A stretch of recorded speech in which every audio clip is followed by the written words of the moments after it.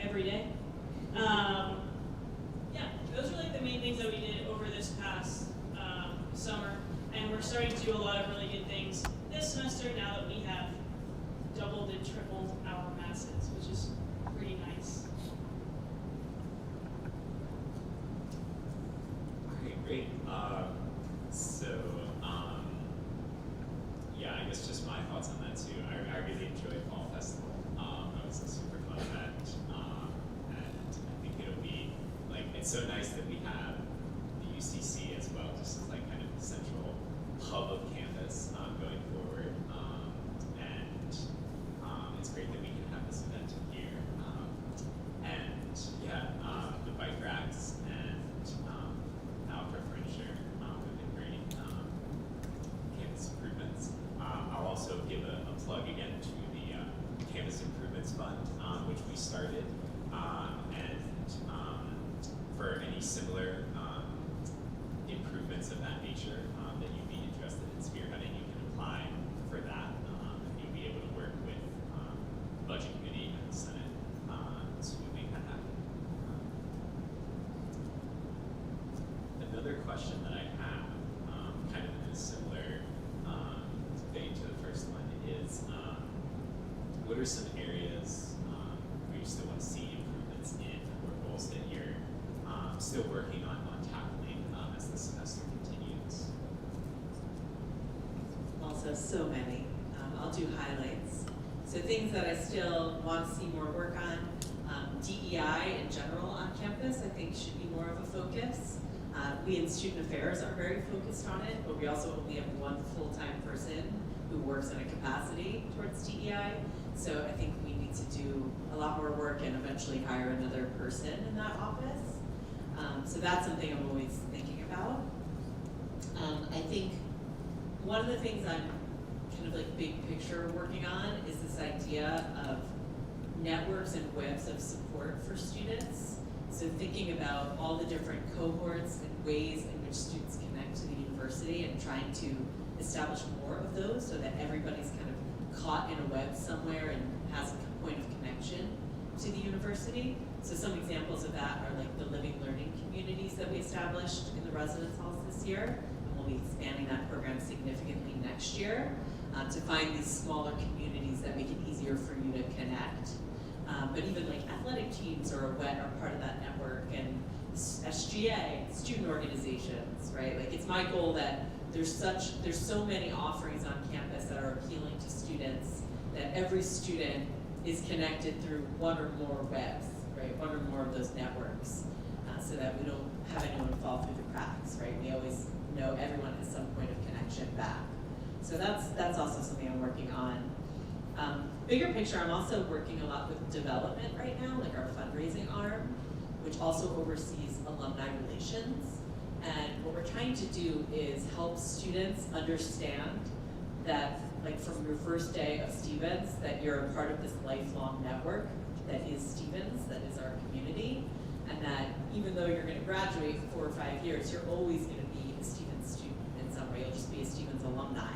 And so we want to really get undergraduate students to see the importance of your work as alumni and that your time at Stevens doesn't end when you graduate. So we're thinking of lots of different ways to connect current undergraduate students with our alumni.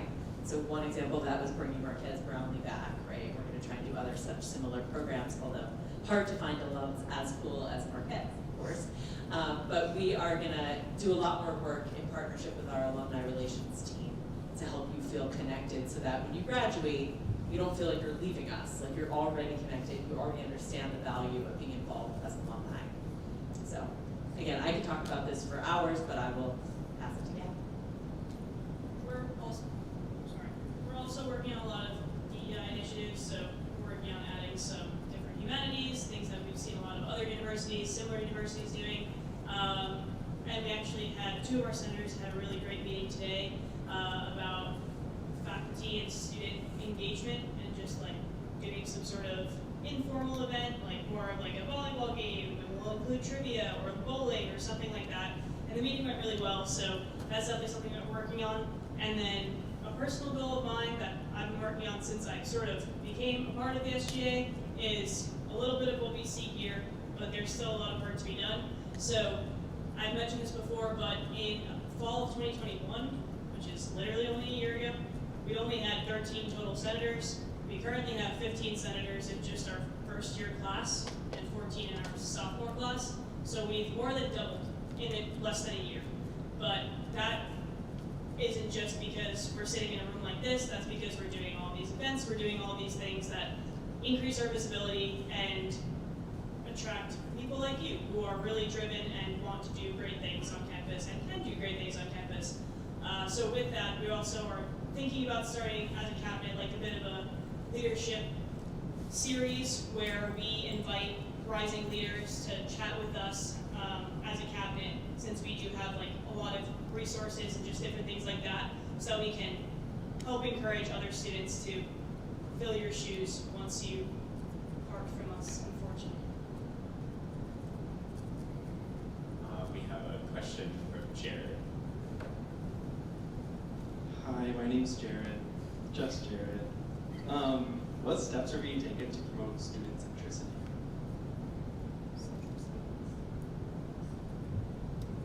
I mean, it's hard to say because that's sort of a value woven into every single thing, right? There's not like a particular plan towards student centricity. I mean, I know you don't always get involved, like you students aren't always involved in like higher level things at the university of what's happening, but the biggest thing that's happened in really a very long time at Stevens was creating a vice president job for student affairs and allowing me to sit on the cabinet, the president's cabinet. I've always essentially been the person who's like the vice president for student affairs, but I didn't have the full title or connections and authority.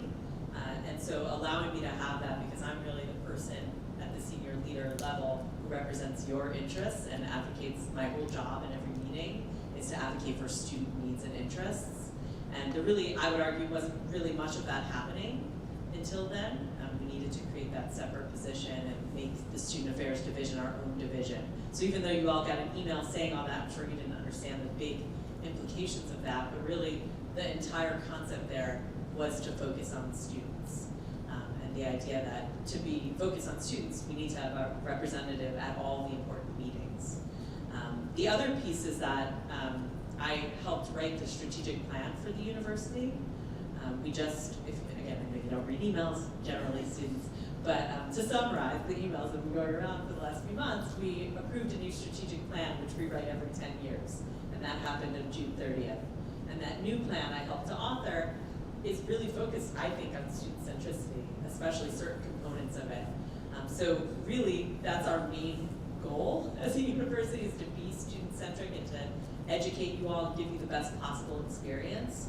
And there's so much more in the plan moving forward that really focuses on you, students. And I would argue that it's much more than we've ever had in the past. I know I never fully saw my role valued in the plan to the way I see it now. And at Stevens, the plan directs most of what we do.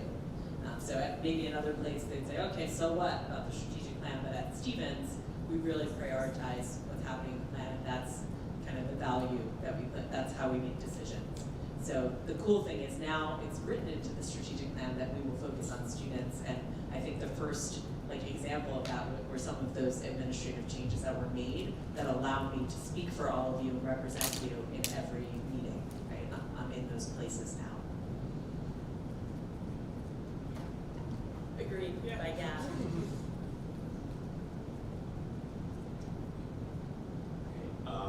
So I think this is a question that I remember we asked it at the first town hall that we did.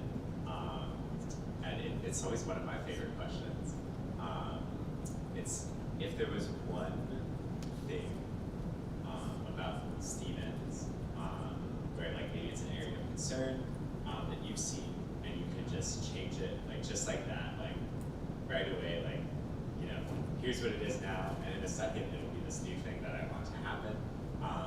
What would that be? And also, maybe after Gab and Sarah answer, we can also open it up to the audience as well. Yeah, I was gonna say, I'm pretty sure you're cheating, because last time I got to ask this question to everyone sitting in front of me.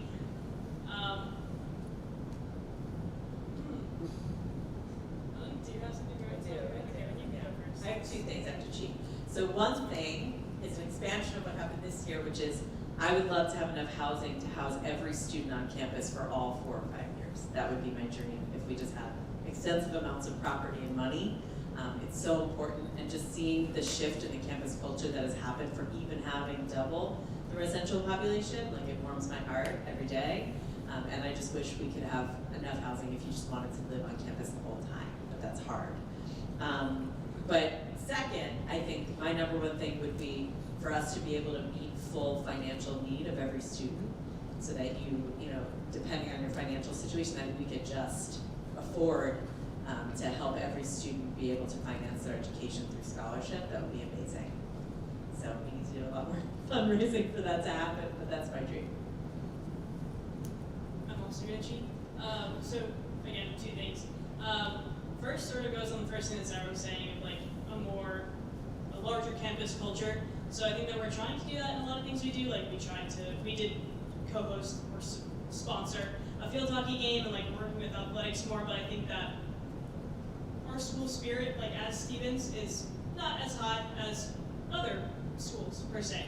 So I think that there are a lot of things that can be done to like reach that goal. That's not like a straight line goal, but that's something that I'm a fan of.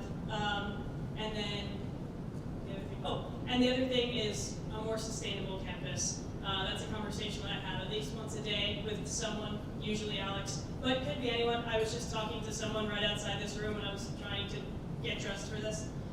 So yeah, I think that's definitely something that is spoken about a lot, and again, lots of different things that can be done there, but if it was a thing, that would be it. Does anyone have a thing? We can start with, we'll start with, it's Tanishka, right? Yeah. Thank you. Our runner.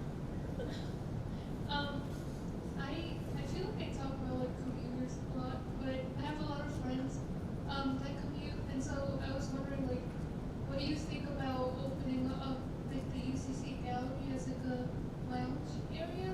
Because I know there are a lot of events like at night.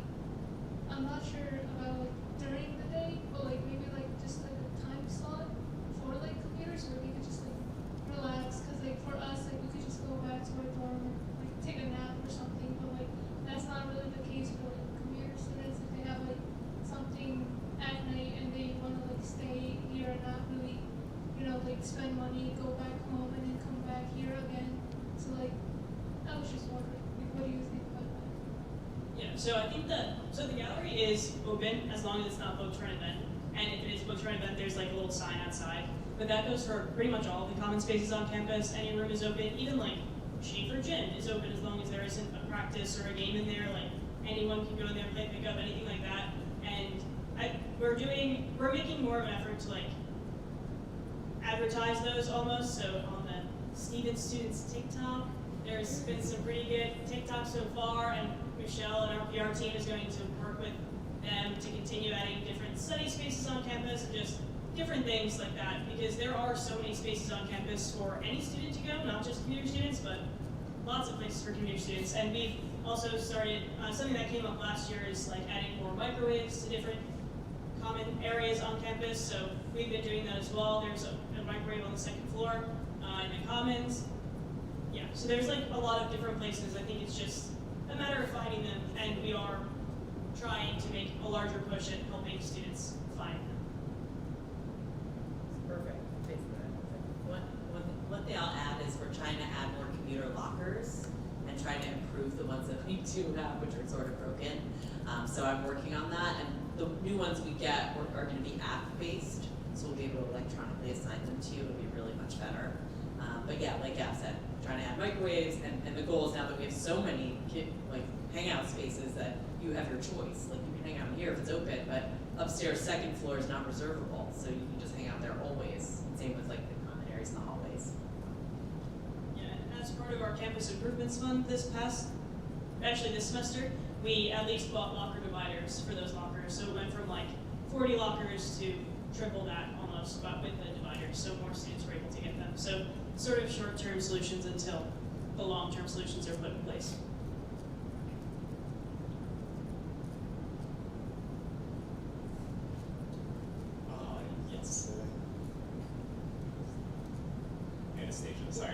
just had a quick question. If we have like a serious academic concern, what faculty would you advise to contact?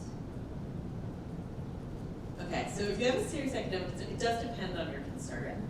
As much as I adore the faculty, I actually wouldn't advise you to talk to a faculty member. My suggestion is your first stop should either be your professional advisor, which is like a staff member who's your academic advisor assigned by school, or just walk into the Office of Undergraduate Academics in Howe. I believe they're on 8? I don't know. But yeah, there's TVs that tells you. But I think going to a professional advisor, if you really are lost, is your best bet. Faculty advisors are great for like career advice, major selection, right? Like general concepts for your academic program, right? But if you're actually struggling with something, you either need tutoring or you don't know if you should be withdrawing from a course, I would go with the staff member who's assigned to you. And if you don't know who that is, it is listed in Workday. But if you email me, I will also help you figure it out. Thank you. Speaking of undergraduate academics, I was on their website the other day, and unless this changed 2 days ago, their Zoom links are posted as like their summer Zoom links or whatever, and if you sit in there, no matter how long you wait, no one comes to the Zoom link. So I had a really hard time contacting them. So you should email their office or walk in. Okay, they should be able to. Yeah. I'm sorry. So I did email their office, and no one answered me. So then I emailed someone else to tell me who to email to get an answer. Then I got an answer from a direct person. They're full like undergraduate academics, and their Zoom links. There's nothing. I will tell the director of the office. Thank you. Share it. Okay, I have 2 things too on cheating. Number one, kind of like touching on some of the other things, is that like if immediately, snap of the fingers, every student kind of understood the administrative faculty structure, because like I think that would help you really help like find who you're looking for. Because sometimes I'll talk to like my academic advisor when I'm supposed to be talking to the faculty advisor for like X, Y, and Z. And it's hard to understand what's for what. And the other thing is to like I know like the engineering programs have like innovation kind of like baked in through their design spine, but a lot of the other majors, like we are the University of Innovation, but I don't get a whole lot of opportunities to practice that kind of innovation in my curriculum. Do you want me to respond? I don't know, I feel like there wasn't really a question, but I think the general thing about I don't know who to go to is a thing I hear a lot, and I'm trying to kind of like push through that a bit.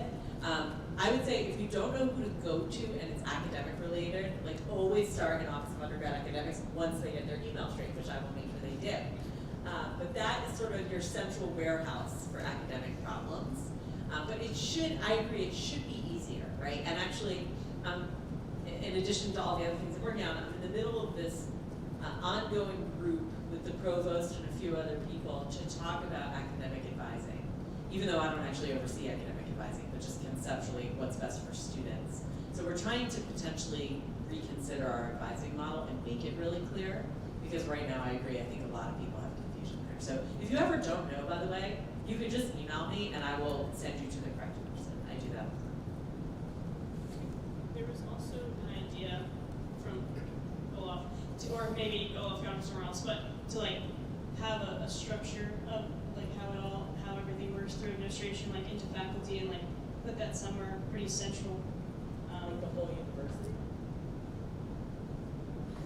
I mean, ideally, but like, Oh my god. I mean, that would be a lot, but like, starting someplace I feel like would be like helpful, especially like student affairs would be good, but also like talking about academics, like maybe like the academic structure, like where advising fits in with faculty advising and professors fit in with that kind of stuff, so people, that might help alleviate people knowing. I don't, like, I know it would be a lot, because it's a lot of staff, We but always say like admin/faculty/staff, and like it took me until like last year to know.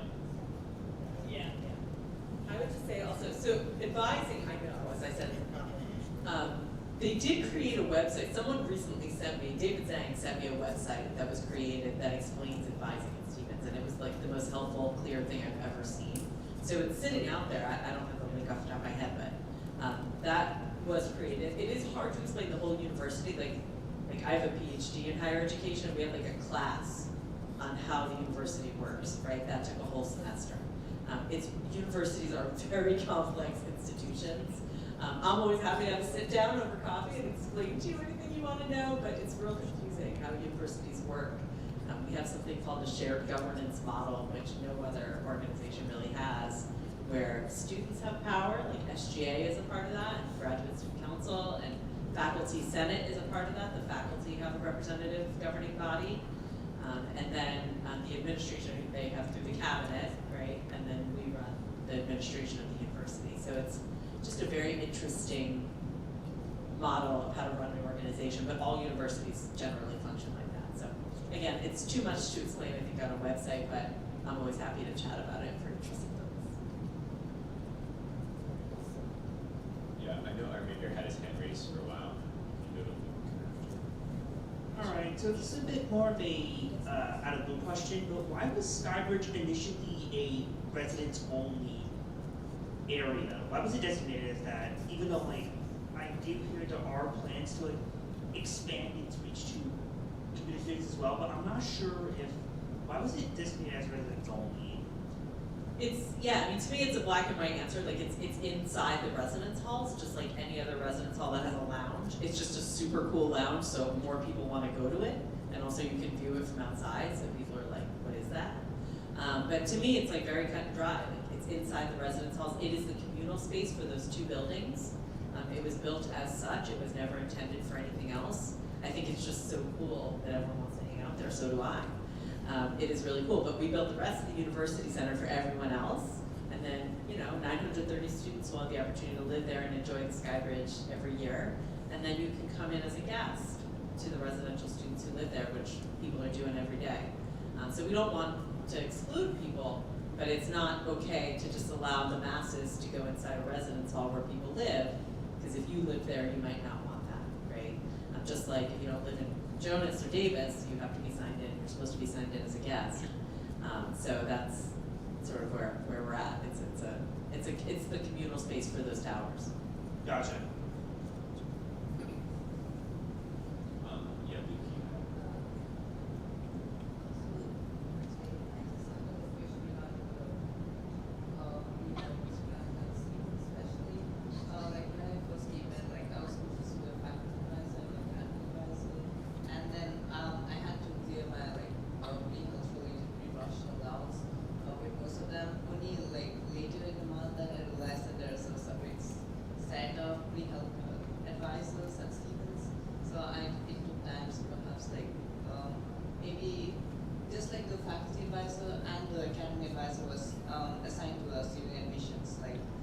students who wants to declare or be pre-professional track, like if an advisor for such a track could also be assigned, because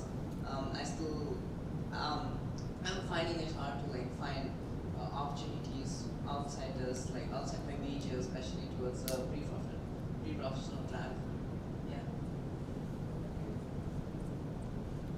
Yeah, I would just respond. It's not really in my purview, but if you email me, I will connect you to the pre-health folks. If you don't already have that connection, but I will suggest that. It's just not something I oversee. So I'm happy to, in anything, like I think a lot of students who know me know this, like feel free to ask me, and if I don't oversee it directly, because I don't oversee the whole university, I'm happy to connect you to the people who do. Let's go Lily and then Sabrina. Okay. Hi. I was wondering if there were any specific steps being taken to make like on-campus events more accessible for like everything. Mostly I'm focused on like neurodivergent students, being neurodivergent myself. I know that a lot of events are very intense, and even like, for example, the Marquez Brownlee event, I went there and I wasn't, the only way to actually get a picture with him was to push through the crowd, which I didn't feel comfortable doing. And I feel like there's a lot of things that me and a lot of other people have to miss out on because it's not as accessible. All right, yeah. Finance. can start to. Yeah, no problem, anytime. Yeah, so I think that accessibility is definitely something that has been brought up more often, at least like I was gonna say in this room, I don't really mean in this room. Anyway, so just in general, specifically to us, and I think that it's something that we're definitely trying to push for in a lot of different ways. It's something that we're becoming more aware of in our events, and it's also something that we, or I personally, and like I know peer leaders, for example, have been working pretty closely with the Office of Disability Services to talk about things like that and see how we can make things more accessible, specifically for like those overwhelming events like the flock party. So flock party is crazy all the time, but it is an event that you don't necessarily want to miss out on. So Alex has been working over this past year to create an organization directory that lists all the different organizations and their contact information. And we made all the organizations, like we made it clear to all the organizations that, you know, if people are contacting you for this reason, they could make it to the flock party, like treat them the same way that you would treat someone who walks up to your table and is screaming at you. So that's definitely something that we're working toward for like more individual events, but Yeah, and I was just gonna add, I mean, so I also oversee the Office of Disability Services, so obviously I'm mindful of that. Like the particulars of the Marquez event, he wasn't even supposed to take pictures with anyone, he was just super nice and just stayed as people rushed him, right? So there was no planning involved where we thought, oh, let's make that easier for people and whatever. I mean, it was just like, people started rushing him and I'm like, Marquez, do you need to leave? And he was like, I'll stay for 10 minutes. So sometimes it just happens organically and it's not intentional or not, right? We try to be mindful of that. Really, the way we do that is to have a diversity of events. Like a lot of the events we have are actually super chill and could be enjoyed by folks who are neurodivergent or just don't want to be in a loud environment. There's a lot of students like that. But then some events are not, right? Like some of them, like it's hard to have dance party, right? Like we did try to do the silent disco at orientation this year. I don't know if you're a first year student, that I feel like didn't go so great, but we tried. So we try to just do different kinds of events, but if you have suggestions, like you should go honestly and tell someone in student life. They're running a lot of those events or advising the student organizations who are running those events. So they're happy to take suggestions, but it is something we're aware of. On that note, I'd be happy to like meet with you and then we can meet together with like Leo, who's our direct advisor in the Office of Student Life, or whoever else. Leo first, but whoever else after that. And then Sabrina, I know you had your hand raised.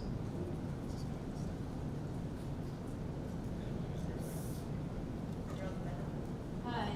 I'm not sure if you'll be able to answer this, but I have like 2 questions about dining at Stevens. So a few of my peers have expressed concerns about a meal swipe at Pierce not being equivalent to a meal swipe at UCC.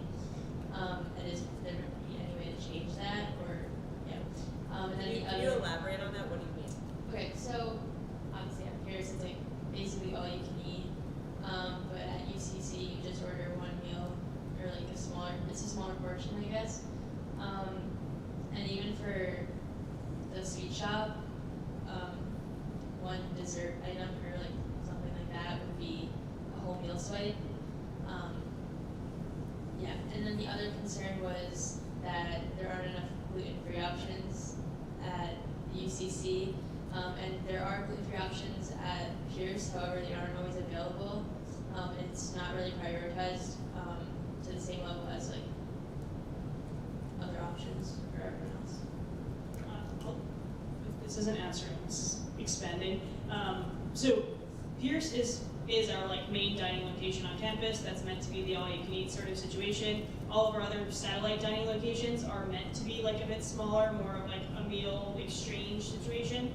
But where I think that there's more of a discrepancy, and it has been getting better, but like where there's more of a discrepancy is like, even if it is a meal swipe, the portion sizes aren't, or at least weren't equivalent to a meal. They're becoming closer equivalent to a meal, but I think that's more where the discrepancy is. That doesn't answer the question. That's nice. Yeah, I mean, I'll do my best. So I oversee dining, but they're like a vendor of the university, and I'm not a dining expert, okay? But I do know the general answer to your first question, which is, so the way every college has the situation that we have, they have an all-you-can-eat dining hall, which is primarily for first-year students. It's the quality of food is lower, right? Because it's mass-produced, which is a totally different type of food. right? And then when you're going to a place like UCC, it's much higher quality, it's much more expensive to create your falafel than it is for you to eat for 3 hours in Pierce. Okay, that's how it works. So it's priced accordingly. It's different, it's a different quality of food, and you can choose what you want to do. You have freedom to move around to the different venues. You could have a day where you're like, I really want a higher quality food, so I'm going to UCC, or I want more food for my money, so I'm going to eat Pierce all the time. So it's sort of the goal when we opened the marketplace was to give you more options and to allow for some higher quality food options on campus for students. So they're just two different ways to produce food, which is the answer. So the value is just different. Your question about gluten-free is a good one. I've never heard anyone, no one has mentioned that to me. They might have mentioned it to dining. So what I do suggest you do is, have you ever contacted dining about that? No. So I do suggest you do that. I also suggest there are managers who you probably noticed sit out on the floor in both the marketplace and Pierce. They are the best people to directly inform about that. I meet with them regularly, and I will also now say that to them. But it's actually even better coming from a student. I'm assuming you are gluten-free. My friend. Or your friend is. So either you or your friend, having them go and make the complaint, and they'll respond to that, and maybe even provide some different options. Okay, thank you. Sure. We'll go Matthew and then back to Anastasia. Just like one thing to build off of with the sweet shop, just because that was something that like a lot of my friends talk about too. I don't understand what you're saying. I agree. Like with the food itself, like the dinner foods, that does make sense because the burger is way better here than in Pierce. But with the sweet shop, you know, like when you break down like the cost of a meal swipe, like you get like, you know, like a tiny churro. Like people do like complain about that, and then the other problem was that like there's just like a lack of things that you can get in general. Just because like I know like my girlfriend wanted like the cupcake that was right there, and then we asked like, is there a meal swipe available or snacks? Like no, it was cash only. What? Well, like that was like the beginning. I don't know if that like switched over, but there's like those bigger cupcakes. Like, I'm giving like an I example. don't even know. I can actually check right now, but I know that the like if you opened it and did meal swipe, the menu was a lot shorter than if you opened it and did like pay with card. I can check right now and see. Yeah, I was gonna say, like, if you all wanna, maybe even Gab, if you mind being the collector of all this dining feedback and send it to me, they'll address it, they're very responsive. Like, I complained at the opening of Duck's Sweet Shop that like, it was like a whole meal to get a donut, right? Students were freaking out about that, so I called dining, like, what is that? And they changed it. They're like, it's a mistake, it's a snack swipe, it's not a full meal swipe. So they're very responsive, so just, if you don't mind, if SGA can collect all that dining feedback, and I'll have a general conversation about all of this with them. If you have other feedback, you don't have to share it here, you can just send it to Gab. And my one other thing was like, this is like something I kind of told my friends about like when I was running for SGA, was that there is the academic break on Wednesdays, like what we're going through right now. And I love it, I think it's a great idea. But the problem is that like, because it's only 1 day a week, I find that people are just like overloaded. And you can't really do all the things that you want to do. And especially for me at this point, I'm looking for internships and stuff like that. A lot of the people who come like speak at these times where I have conflicts, so I really can't go to all these events. So I know it's like a tough thing to ask, but like, is there any kind of way that we can have it as a second academic break, maybe on like alternating weeks or something like that? So the academic break is the eternal struggle of the university. So maybe 4 years ago, we had a longer academic break on Wednesdays and a short one on Mondays, actually. And then we went through a whole process to reduce it to this time on Wednesdays. The reason for that is the registrar just can't successfully schedule classes in the classroom capacity that we have on campus if we have too much academic break. It wasn't possible to offer classes, which is our main priority as a university. So it got narrowed down to the 2 hours. I know it's impossible because obviously in student affairs, we love this time. It's amazing, let's have a million events. But it's really, I know it's really hard, but there's really not much more they can do because they've got to prioritize getting everyone in classrooms for the class sizes you have. So that's really what dictates it. So I don't think it's going to change back.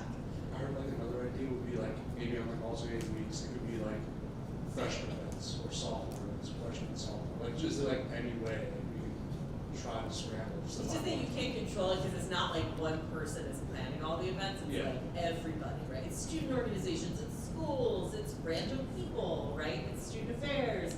It's so many people you can't necessarily manage exactly what's happening. I think it's just up to you to prioritize what you actually really want to go to. But it is hard. I wish we had more time. But that's why, I mean, a lot of things happen in the evenings or weekends too. But it's a struggle to find common time for all of us. I have the same struggle. So, just to add to that, so yeah, it's good information, I promise. I found it. So, academic break as of last year was just 3 to 5, I think, and now there are absolutely no classes offered on Wednesdays between 3 and 6:30 p.m., which everyone mostly knows about. But there are also a lot of other time blocks throughout the week that don't have a lot of classes being offered, and I think that if we maybe made student organizations more aware of that, and even offices, that would help disperse the events. So like Monday, 4 to 5, there's only 16 courses across all of campus. Wednesday, 6:30 to 9, only 10 courses across all of campus. Thursday, there's a lot of open time. Friday after 3 p.m., there's 10 classes offered. Well, yeah, weekends, but yeah, so there are a lot of other times that obviously not everyone will be available, but like the vast majority. So maybe we can do something to like let student orgs know and like work with offices to tell them that there are other options other than Wednesdays from 3 to 5, because there are.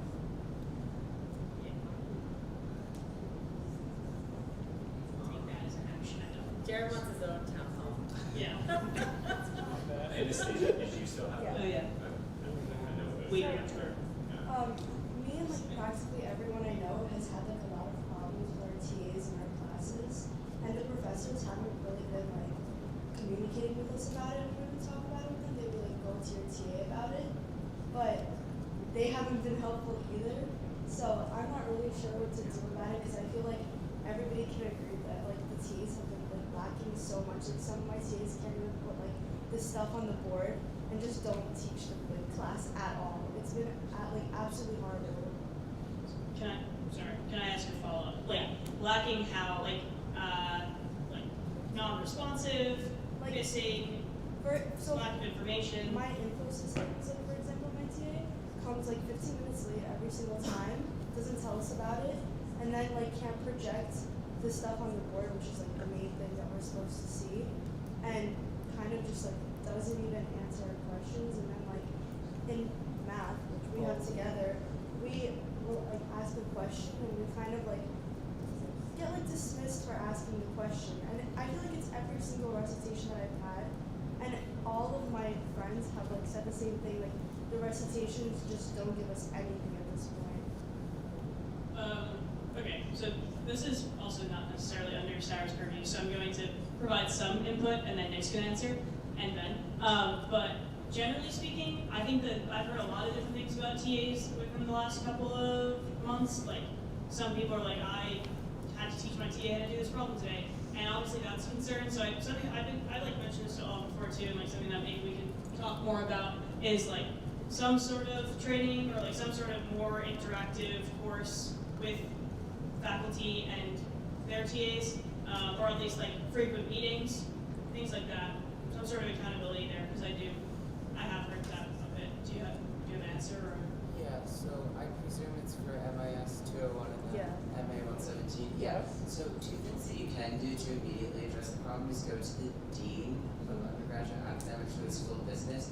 She's like your immediate person of contact if you're having a problem with the professor specifically or any of the faculty members. So that's one avenue, but I can also reach out because I know both of the professors about that. Yeah. Also, just a little bit further elaboration from like sit on the academic student councils. There used to be kind of like a TA-CA pipeline where people like are in person for the courses, they learn a lot, they form that connection with their teachers, and then they TA the course, it's all like good and happy. COVID kind of broke those pipelines that we had, where like we weren't getting as much interaction with professors. Professors didn't know who was like good at this, bad at this. They were all getting A's. Like, woo! I wonder how. But those are slowly being rebuilt, and so like this is a bit of a lull in our quality of TAs, but like it is getting better as we're in person more and more.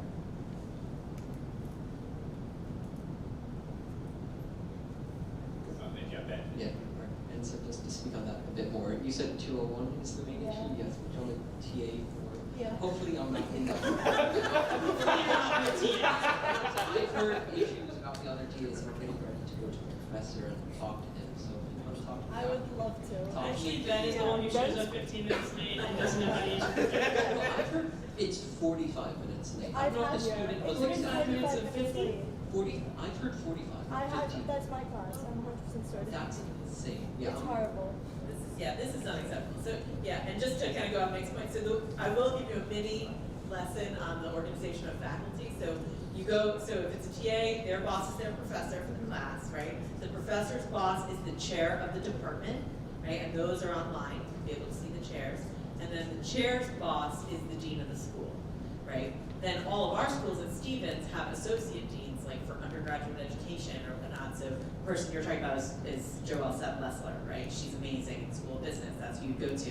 Frank Fisher for School of Engineering, right? So you're going to go talk to those folks before you maybe go to Dean Zhu or Dean Moustakos. But that's how you kind of go up the chain. So you're always starting with the faculty member, the chair, and then either the dean of the school or the associate dean for undergrads. Okay. Ben, start showing up on time. Fix this. I'm just kidding, I'm just kidding. Ben's always on this. You know you're a good TA. Does anyone, it doesn't have to be related to academics or dining, money bags. Hi, I'm Michelle, also known as Money Bags. But I just want to know, I know there's a lot of concerns about the elevators, and I know we talked about it a lot. But I also do know that yesterday they fixed the second elevator in the South Tower, and I tried to take it today, and it wasn't working for a minute.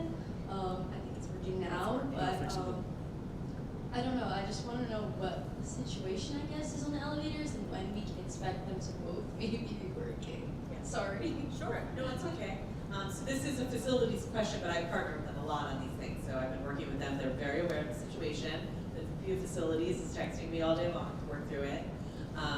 He basically, at all the towers' elevators should be operational right now. And if they're not, please email me.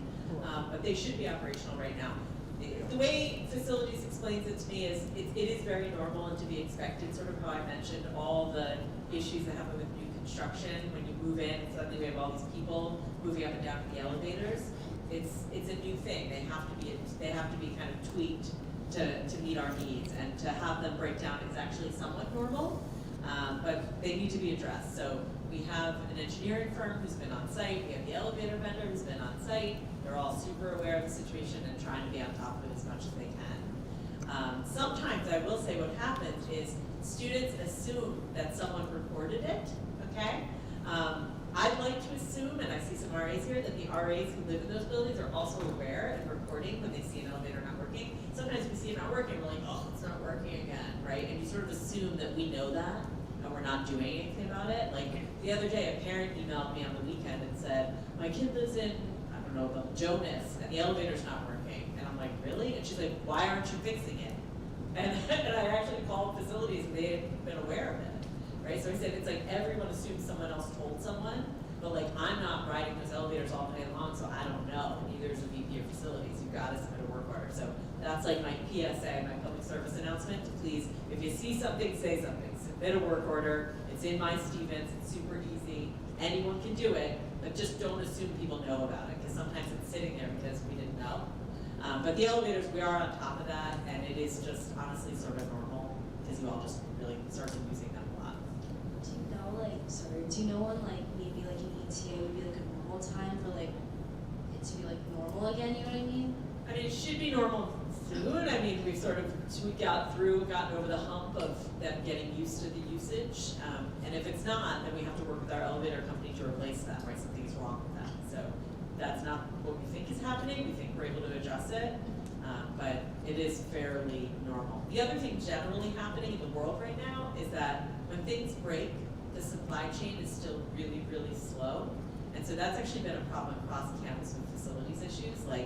Normally, for example, I think there was a microwave that wasn't working in one of the new towers, right? But to get a new part to fix the microwave was taking a ridiculous amount of time, not a normal amount of time.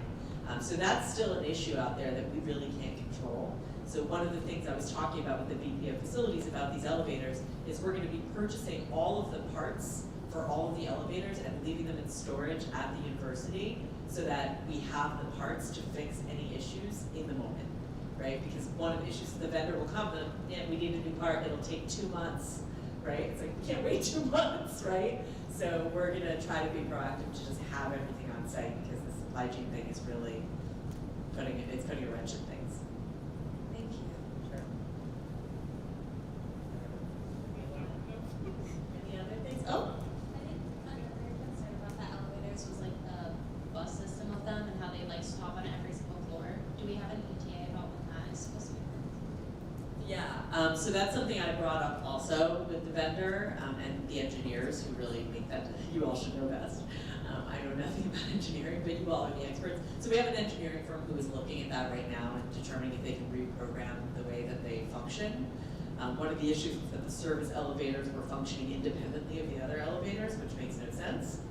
So that's something they're looking at, if they can address that. So you'll notice, I forgot which tower, I think it's South Tower, you actually have to press 2 different buttons, right? Once for one part of the elevator, once for the other, which is crazy, right? That shouldn't be happening. So we're trying to work with the engineering firm to reprogram.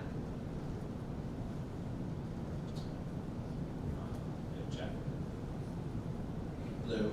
So I'm pretty sure that Stevens is a no smoke campus, but like throughout constantly, this is all the time. I live in River Terrace, and you probably don't want to talk about just by the reaction. I live in River Terrace. You walk out to the door, there's beers there. Constantly, almost every single day, there's someone smoking outside, and it's like, you know, me and my roommates are not like, we get really frustrated.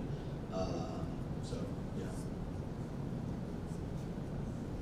I have an answer. So we are a smoke-free campus, and we hung all these like beautiful neon blue signs all over campus after the proclamation was passed and all that other fun stuff to make it happen. I've spoken to Stevens Police about it because they're the ones who are supposed to enforce it, and I keep talking to them, reminding them that they're supposed to be enforcing it, because most of the time I'm enforcing it a lot. So that's like the big thing that I can push for all of you. Like, if you see someone smoking on campus, just walk up to them and tell them that it's a smoke-free campus. If you don't feel comfortable doing that, text me and I will be there. And Alex knows this because I've done it. He's texted me before and I've showed up because it's so much litter, it is so smelly, like we don't need it. That's the reason that we decided to do without it. So even if they're like, right, because I always see the corner of Gateway is where a lot of people go, that's still on campus, walk another block for me, and that's what I tell them. And a lot of them just say, okay, and then stand there, so I tell them again. So, and I understand that not everyone in the world is going to be comfortable doing that because whatever, but no one needs to be comfortable doing that. But there are people who are, so even if someone else in your friend group is comfortable and they don't know that it's a smoke-free campus, remind them that they can go up to this stranger and tell them that they shouldn't be doing that here because it is something that we decided on as a university and should be enforcing. It just takes a group effort to enforce that.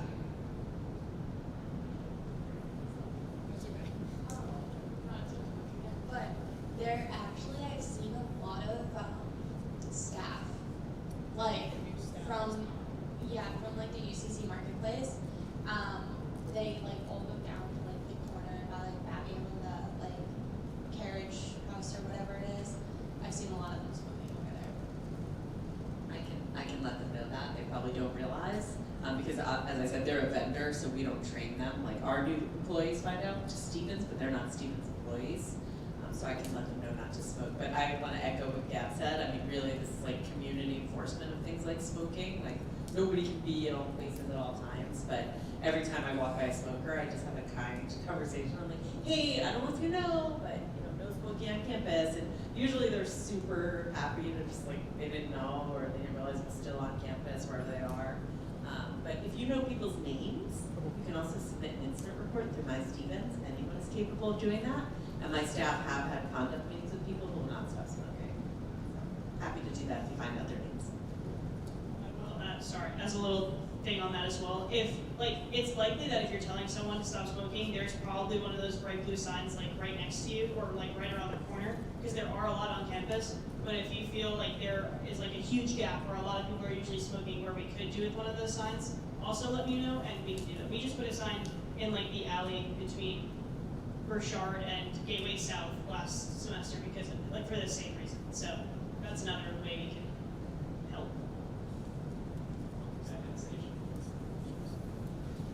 back to like the workday thing, submitting the orders on it for things to be fixed.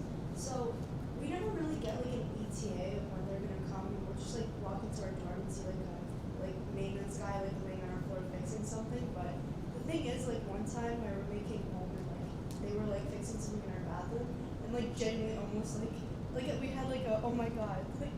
So I was wondering if there's any possibility to like give us a ETA or like a time they're gonna come, because it's kind of terrifying to see a stranger just show up in your bathroom. That's a tough one. I mean, I could mention that to facilities. I understand where you're coming from. I think the issue is that they are just trying to get to everything as fast as they can, and they don't always have a sense of exactly when their schedule is going to be. You know, like it's facilities, so it's like a water leak occurs and everybody's moved there, right? So if they tell you I'm coming on this day, then probably will get complaints because they won't always be able to come at that plan of time. Their lives are very much like reactive to all these different things, right? So that's my guess about why they probably don't do that, because it's just so hard. They don't have a calendar like I or you, right? So I think that's hard, but I think that they could be, you know, maybe there's a way for them to indicate that they're in there if you're not already in there. That's certainly an option. I can mention it to Thank you. I think just to play devil's advocate here, I think that in like outside of Steven's life, like my landlord will always say like, the exterminator is scheduled to come sometime on one of these 2 days. Will anyone be there? If no one's going to be there, do we have permission to come in?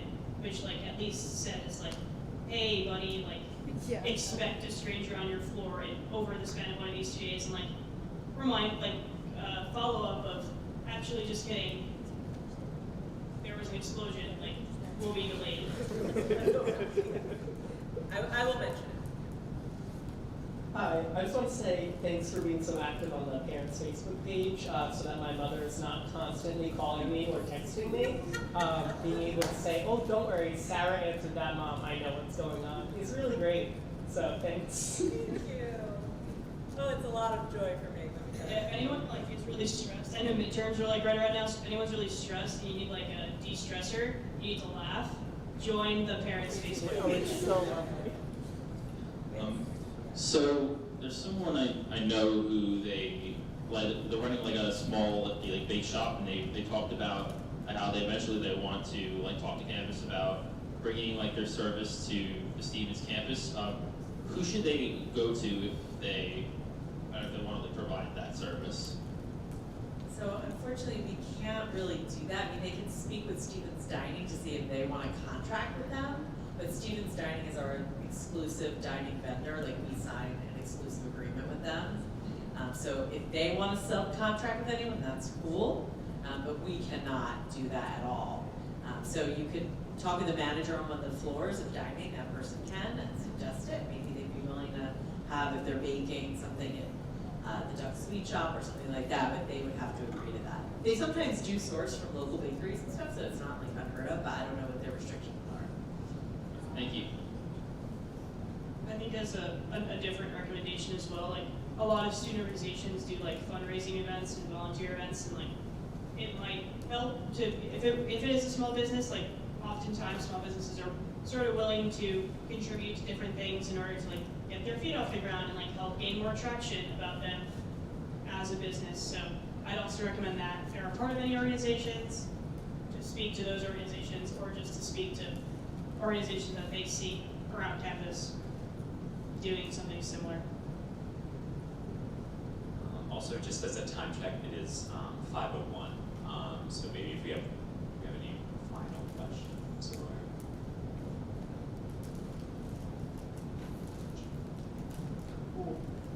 So yeah, if not, then I think that concludes the event.